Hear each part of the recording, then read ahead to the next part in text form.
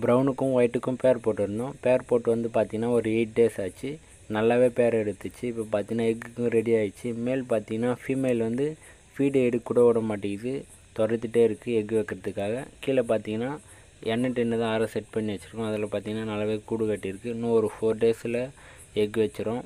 பார்த்திங்கன்னா மீதி புறாலாம் வந்து ஃபீட் சாப்பிட்டு இருக்குது. இது மட்டும் ஃபீடு சாப்பிட விடாமல் நம்மளுடைய மேல் பார்த்திங்கன்னா துரத்திட்டு வந்து இந்த கேஜி பக்கத்துலேயே உட்கார வச்சுருக்கு. மீதி புறா பார்த்திங்கன்னா இந்த ஃபீட் சாப்பிட்டு இருக்குது. பார்த்திங்கன்னா எல்லாமே ஒயிட்டில் கலரே இருக்குன்னா மேக்ஸிமம் பார்த்தா இந்த டைமில் பார்த்திங்கன்னா ஒயிட்டு தான் இருக்குது. பார்த்திங்கன்னா மிச்சம் பிளாக் எல்லாம் பார்த்திங்கன்னா மேட்ச்சுக்கு வெளியே போயிருக்காங்கன்னு நினைக்கிறேன்.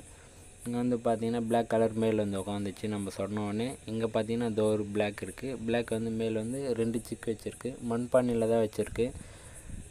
மண்பானையில் பார்த்திங்கன்னா தெரியும், ஆனால் சிக்கு தெரியல. ஏன்னா ஃபீமேல் வந்து அடியில் உட்காந்துருக்கு. இப்போ தான் புரிச்சிச்சு, நம்ம வந்து டிஸ்டர்ப் பண்ணோம் தான்.